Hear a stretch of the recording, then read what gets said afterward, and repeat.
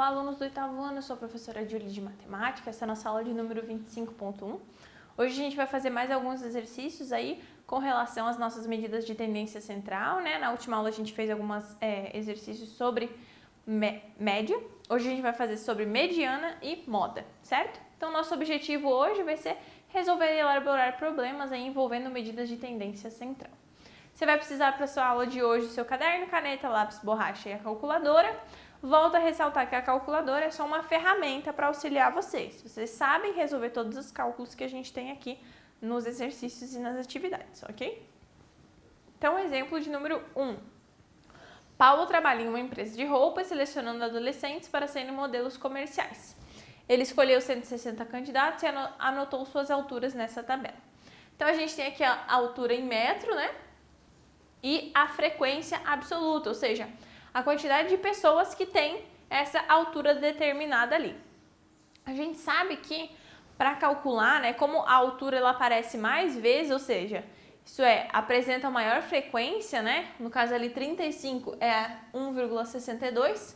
A gente pode dizer então que 1,62 é a moda desse conjunto de dados, né? Quando a gente quer calcular a moda, a gente vai ver qual dos dados que a gente tem ali que aparece mais vezes, ou seja, que é o que mais tem. No caso aqui, comparando a frequência absoluta, é ver qual deles tem o maior número de vezes, que é no caso o 35 aqui, 35 vezes da altura 1,62. Portanto, 1,62 é a moda desse nosso conjunto de dados, ok? Agora, número 2. Paulo também registrou outra característica desse grupo, a idade, né? Em uma tabela de distribuição de frequências absolutas. Então, a idade em anos dessas pessoas, né, que ele tem, e a frequência absoluta também da quantidade de pessoas que têm essas idades, né? Então, nós temos aqui alguns que repetem, olha só. Se você observar a idade 13 e 14, eles têm a mesma frequência, que é 34. O que acontece quando a gente tem no mesmo conjunto de dados duas modas, né? Porque aqui, qual delas que mais aparece? É tanto a 13 quanto a 14, porque as duas têm a mesma quantidade de pessoas ali. Então, quando a gente tem, né, a maior frequência aí são as idades 13 e 14, então a gente diz que nesse conjunto de dados existem duas modas, ou seja, ele é um conjunto bimodal, ok? Então, quando a gente tem duas modas, a gente chama de bimodal.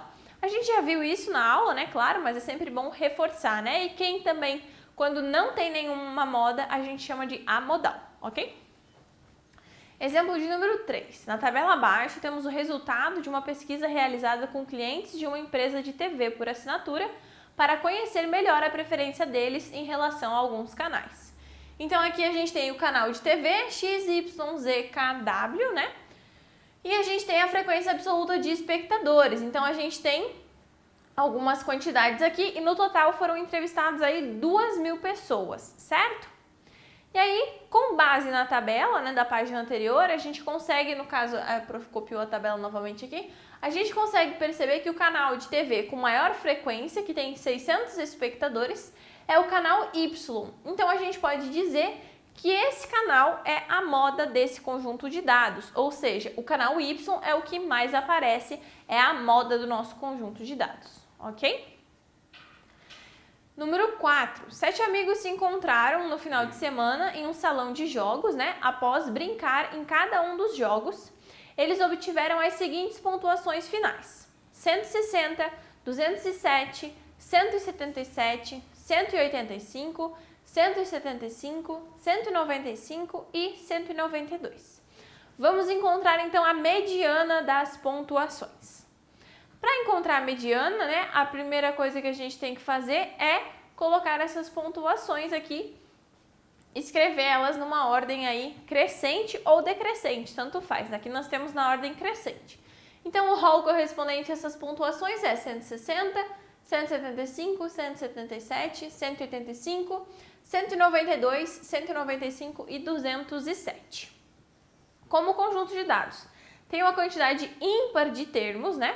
Existe então um termo que, após a ordenação, ocupa a posição central, ou seja, o termo que está exatamente no meio dessa nossa ordenação aqui. Esse termo a gente chama de termo central e ele é nada mais, nada menos do que a nossa mediana. Então, observe só. A gente escreve os nossos números na ordem crescente ou decrescente e a gente vai pegar exatamente o termo do meio, certo? O termo do meio vai ser a nossa mediana, que aqui no caso é o nosso termo central, que ocupa aqui a 4ª posição, ok? Observe que nessa situação, o termo central ocupa a 4ª posição, que corresponde a 185 pontos. Então, dizemos que 185 é a mediana das pontuações finais obtidas pelo grupo de amigos, ok? Então, aqui nós temos a mediana, certo? Número 5. Gabriela costuma participar de corridas de rua. Em um ano, ela participou de 8 corridas de 5 km e obteve os seguintes tempos, em minutos. 27, 32, 35, 29, 30, 25, 35 e 26. Vamos encontrar a mediana dos tempos de corrida de Gabriela. Mesma coisa, a gente precisa escrever eles na ordem crescente ou decrescente. Então, aqui nós escrevemos todos eles e nós temos aqui a posição de cada um deles, né? Observe que agora a gente tem número par, a gente tem uma quantidade par de termos, né? Como o conjunto de dados tem uma quantidade par de termos, existem, no caso, 2 termos centrais. Os 2 que estão no meio vão ser os termos centrais. Para calcular a mediana, né? Nessa situação aqui, os termos centrais ocupam a 4ª e a 5ª posição, que correspondem aos tempos de 29 e 30 minutos, certo? Então, agora, para eu calcular a mediana dessa situação aqui, o que eu vou fazer? Eu vou calcular a média entre os 2 termos centrais, ou seja, o termo da 4ª posição e o termo da 5ª posição, que no caso é o 29 e o 30 aqui. Vou fazer a média desses dois, 29 mais 30 divididos por 2.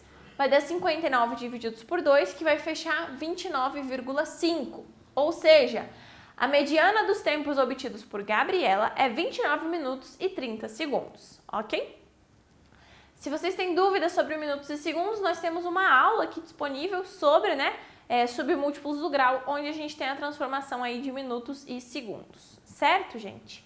Espero que tenha ficado claro esse conteúdo. Na verdade, aqui a gente está só aplicando alguns exercícios, né, para vocês entenderem um pouquinho melhor como que a gente vai utilizar, né, a mediana e a moda. Lembrando que nós tivemos já uma aula de exercícios sobre a média, né? Então, nós tivemos uma aula de conteúdo sobre a média, aula de exercício sobre média, aula de conteúdo sobre moda e mediana e aula de exercício sobre moda e mediana. Por quê?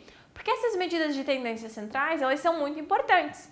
Vocês vão ver que vocês vão estudar sobre elas no ano que vem novamente e no ensino médio também, de novo. Então, são medidas que a gente usa bastante dentro da área da estatística da matemática. É uma área que é muito aplicada também no nosso dia a dia depois que a gente sai da escola. Então, é muito importante que vocês entendam todos esses tipos de medidas centrais, né? De medidas de tendência central, elas são muito importantes e elas vão ajudar vocês a compreender melhor um pouquinho quando vocês veem aí um gráfico na televisão, quando vocês veem alguma informação nesse sentido, quando vocês estão aí assistindo TV, lendo jornal ou pegando aí algumas informações importantes sobre o mundo. Então, são medidas muito importantes e que são aplicadas diretamente no nosso dia a dia, tá certo? Sem falar que vocês utilizam também, né, para calcular a média do ano de vocês. Aí no boletim sempre vai utilizar aí a média. Então, é muito importante que vocês saibam calcular a média direitinho para saber certinho quanto que vocês vão no boletim, tá certo? Não esqueçam de fazer os exercícios e de revisar o conteúdo que vocês têm disponível. Eu encontro vocês na nossa próxima aula, então.